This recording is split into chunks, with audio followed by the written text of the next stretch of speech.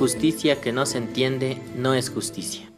La politización de la justicia se grafica claramente en los casos de las denuncias de las llamadas las histéricas de la Asamblea, y es una realidad que no admite discusiones. Nadie en su sano juicio podrá argumentar que el sistema judicial ecuatoriano es capaz, es independiente, o que con raras excepciones los operadores de justicia actúan totalmente en apego a la ley. Todo lo contrario, ya es una costumbre malévola la imposición del poder político sobre varias decisiones, dictámenes y sentencias que emanan del poder judicial cuando se trata de personajes de corbata larga y moral corta.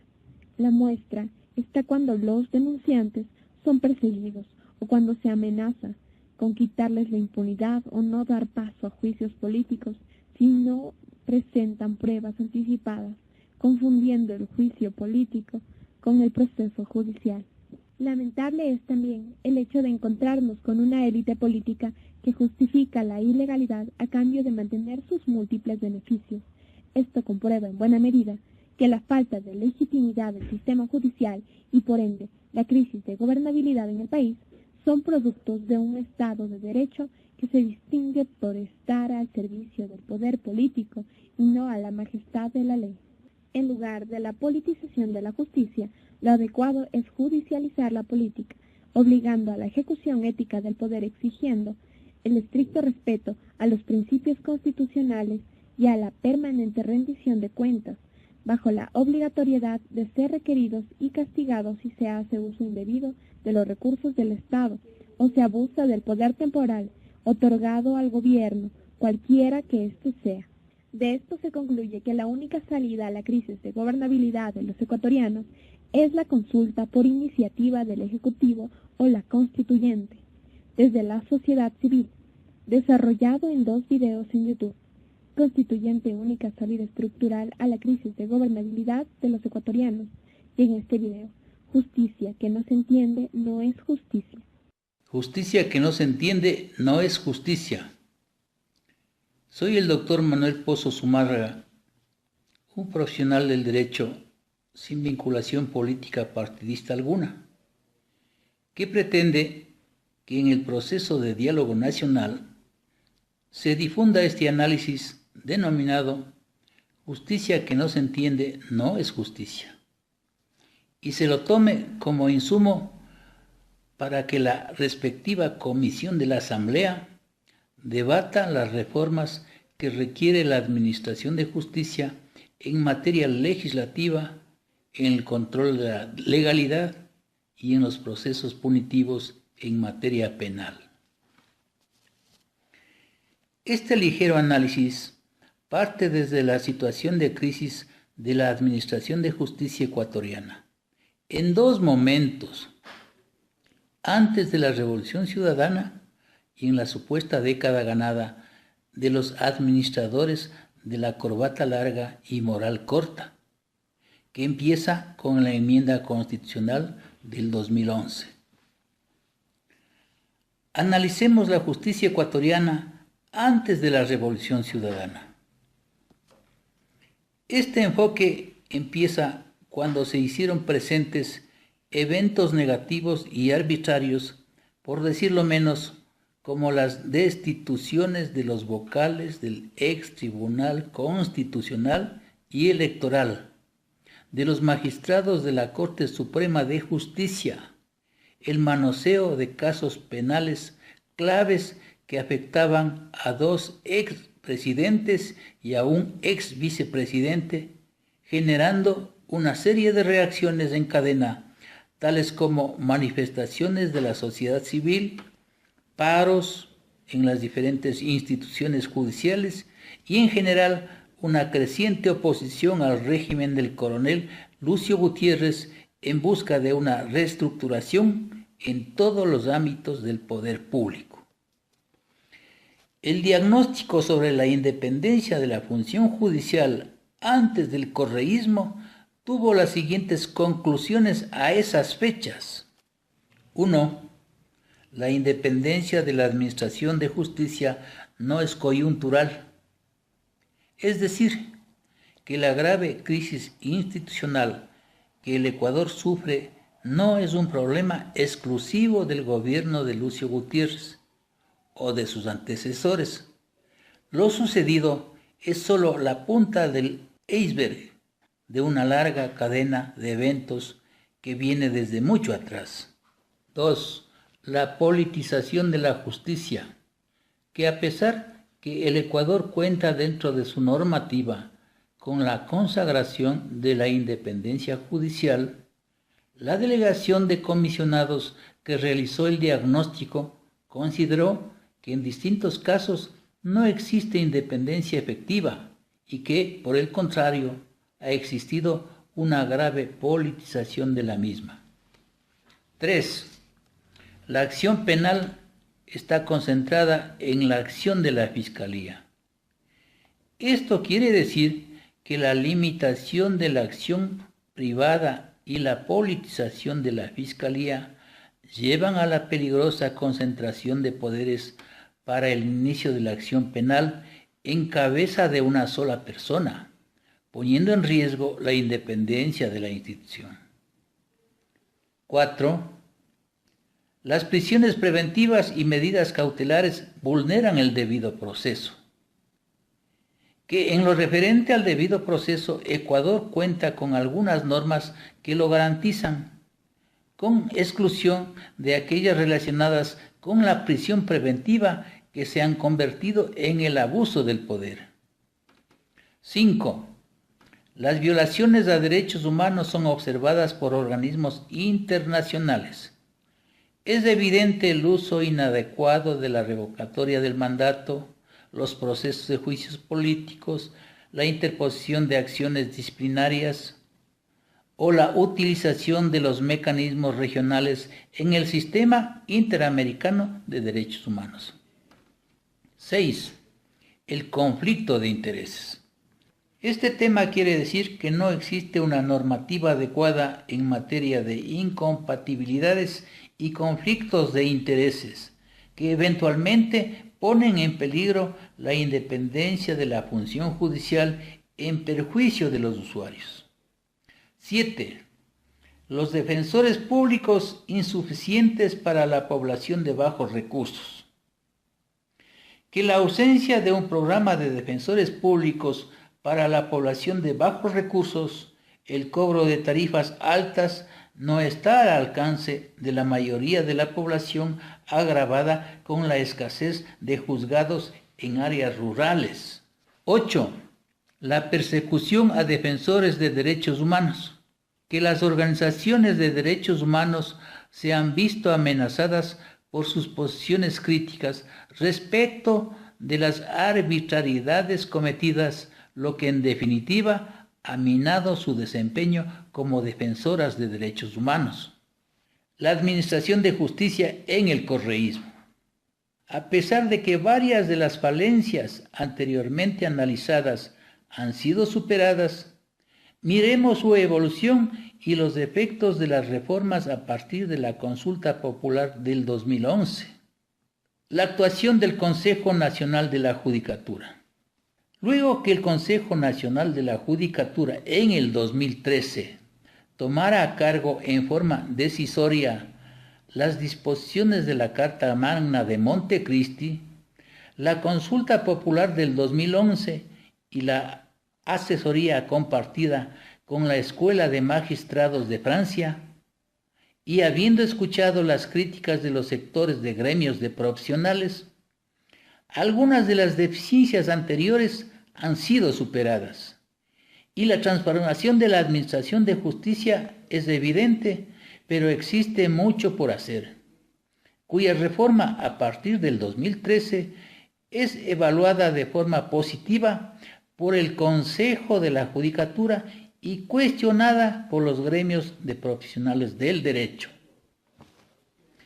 En el contexto internacional, en una reunión del 17 de abril del 2017, entre el presidente del Consejo de la Judicatura, Dr. Gustavo Jal Robben, con el nuevo representante de la Organización de Naciones Unidas en el país, Arnald Peral, se evaluó los avances destacándose los siguientes. Primero, la infraestructura judicial. La aplicación de importantes reformas normativas y de una mejora continua de la infraestructura, la tecnología, el modelo de gestión y el talento humano. 2. Los ejes de la reforma. Que la reforma judicial ecuatoriana se sustenta en un plan estratégico cuyos principales ejes, según el Consejo de la Judicatura, son la transparencia, el combate a la impunidad, la meritocracia, el acceso efectivo a los servicios y la mejora permanente del sistema. 3. La tutela efectiva en materia civil. El Consejo de la Judicatura afirma que hoy se garantiza la tutela efectiva de los derechos ciudadanos y se citó que, por ejemplo, en materia civil, las causas que antes duraban años ahora se resuelven en pocos meses. 4. La descongestión de causas. El Consejo de la Judicatura reafirma que la mediación permitió una descongestión del sistema judicial en un rango del 11% en el 2016, año en el que el 89% de audiencias convocadas a través de este mecanismo concluyeron en acuerdos. 5. El nuevo modelo de gestión en materia penal. Que en materia penal se destaca la aplicación de un nuevo modelo de gestión y el índice de audiencias fallidas y las caducidades de la prisión preventiva se redujeron. 6. Los delitos flagrantes. El Consejo afirma que en los delitos flagrantes se resalta el uso del denominado juicio directo, que permite la sanción oportuna a los culpables y la protección de los derechos de las víctimas dentro del debido proceso. 7. Los recursos tecnológicos.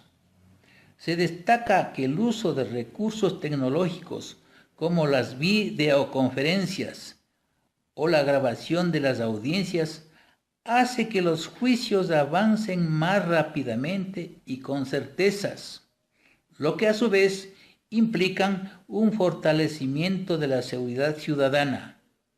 Una muestra de ello es que la tasa de homicidios en Ecuador se redujo de 18 casos por cada 100 habitantes en el 2010 a 5,6 casos en el 2016. 8. La cobertura judicial.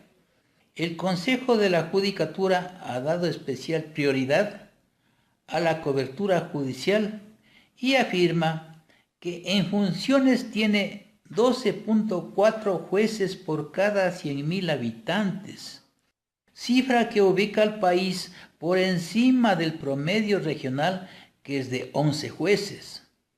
Que el 100% de los jueces ecuatorianos es designado a través de rigurosos concursos de oposición y méritos, que además tienen instancias de impugnación y de control social. 9. ¿Cuál es mi criterio personal sobre la administración de justicia actual? En el lanzamiento del libro La modernización de la administración de justicia y la formación judicial, observé los siguientes logros. 1. La adaptación del modelo de justicia francés. Se evidenció que el intercambio de experiencias durante 3 años entre los poderes judiciales de Ecuador y Francia, presentado el 18 de abril del 2017 por el presidente del Consejo de la Judicatura, Gustavo Yal, y el embajador francés en nuestro país, Chauvin, y fue positivo para nuestros jueces. 2. La formación de escuela de jueces y magistrados es lo más rescatable. El libro es producto del convenio de cooperación suscrito en noviembre del 2013 por el Consejo de la Judicatura y la Escuela Nacional de la Magistratura de Francia. Es un buen inicio para la formación de la Escuela de Jueces y Magistrados ecuatorianos. 3. La Escuela de la Función Judicial. El libro recoge el trabajo de 14 misiones técnicas del país europeo que visitaron Ecuador y mantuvieron encuentros con jueces y otros funcionarios.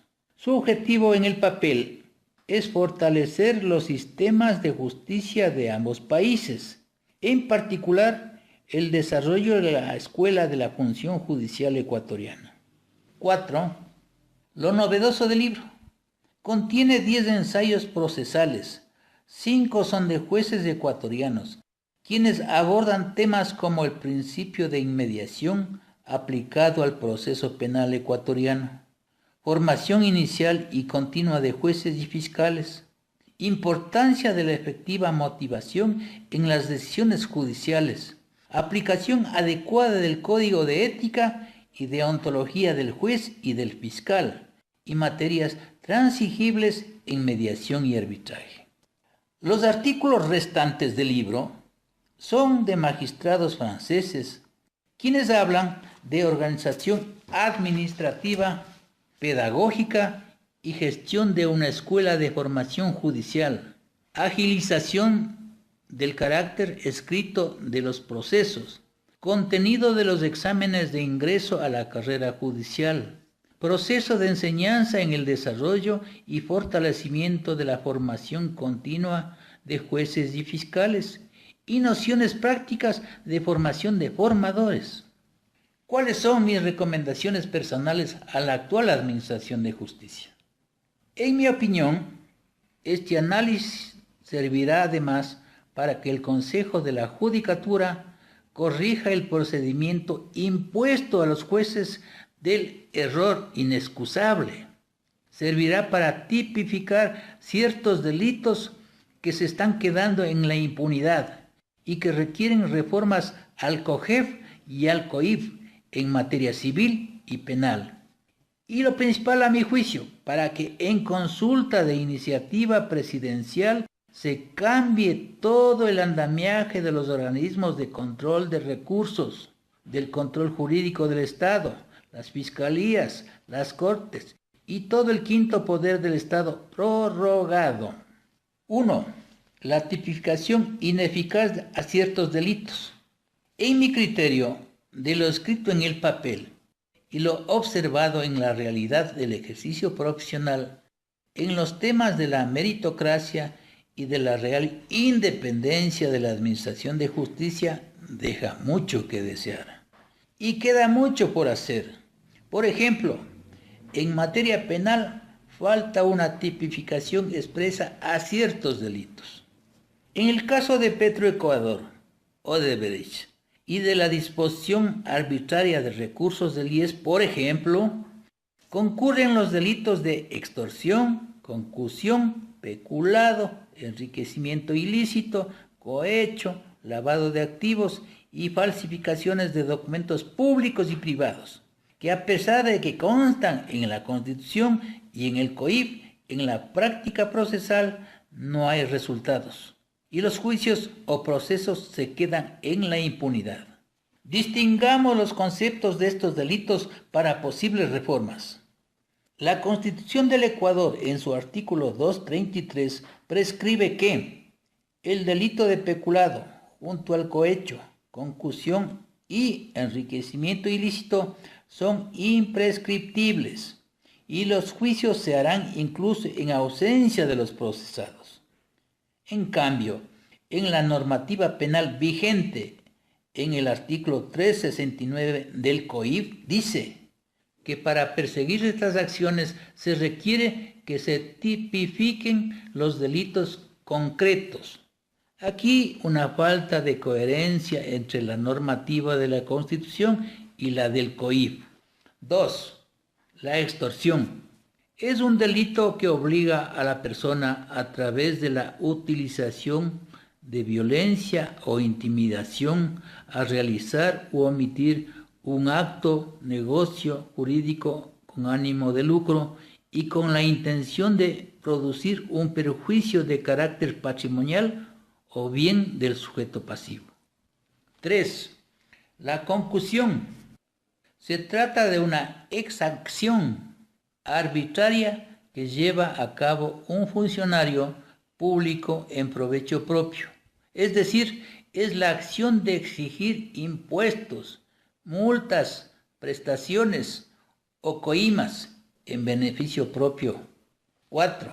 El peculado es una violación de un deber posicional por parte de un decidor con el fin de obtener un beneficio extraposicional que puede darse en favor de sí mismo o de un tercero.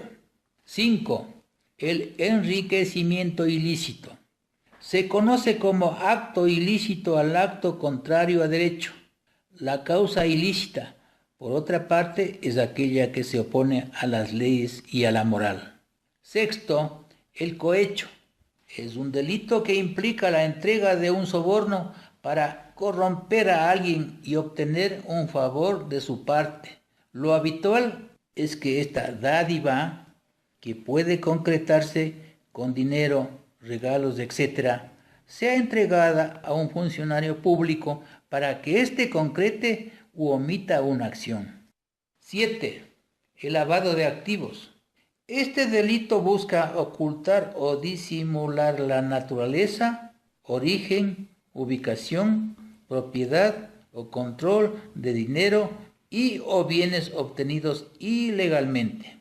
Implica introducir en la economía activos de procedencia ilícita, dándoles apariencia de legalidad al valerse de actividades lícitas, lo que permite a delincuentes y organizaciones criminales disfrazar el origen ilegal de su producto, sin poner en peligro su fuente. 8. La falsificación de documentos públicos y privados. Es una acción o un resultado que surge de falsificar documento público o privado, que consiste en transformar algo verdadero en algo falso, o crear algo con apariencia de verdadero sin serlo, con el fin de engañar a otro, con el propósito de eludir algún control, acrecentar su patrimonio o perjudicar a terceros. 9. Labor de la Fiscalía. La Fiscalía debe garantizar todas aquellas situaciones que conformen un ilícito penal sean efectivamente investigadas.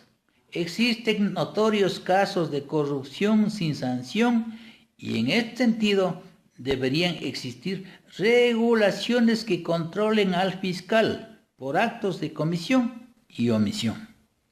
10. La labor de las defensorías. La labor de la Defensoría del Pueblo, la Defensoría Pública, deben tener un rol más determinante, activo y coercitivo en la protección de los derechos de todos los ciudadanos ecuatorianos, no solamente de los afines al régimen de turno. 11. El manejo del poder punitivo no es funcional. En mi opinión, el manejo integral del poder punitivo del Estado orientado a la lucha contra la delincuencia, la drogadicción, el tráfico de estupefacientes, los delitos de secuestros express, los suicidios, los femicidios, los delitos contra la propiedad, los delitos de tránsito y transporte terrestre, más de 14.000 desde enero a junio del 2017 a nivel nacional. Vienen batiendo récords en estadísticas de muertes, las medidas cautelares impropias, la impunidad, etc. Todo esto afecta también a la falta de políticas públicas en el control de ciudadanos extranjeros, la ausencia de mecanismos coercitivos para las comisiones anticorrupción y el hacinamiento humano en las cárceles del país, que impiden la reinserción de los internos en los centros carcelarios y de rehabilitación, que no tienen seguimiento ni participación integral entre la policía, el ejército, los administradores de justicia, que va unidos a los problemas del desempleo marcado, a la fiscalización simulada contra los delitos de personas de corbata larga y moral corta. Y por último, las observaciones de los gremios del derecho a la falta de independencia de la administración de justicia. En este tema, no está por demás que se oiga y atienda los cuestionamientos de los gremios de profesionales del derecho en las reformas puntuales a los códigos orgánicos Integral Penal, COIP y COGEP, y a las presuntas denuncias en el manejo de la justicia concentrada en pocas manos de profesionales del derecho allegados al Consejo de la Judicatura. Todo esto nos hace concluir que la justicia que no se entiende no es justicia. Gracias, ecuatorianos.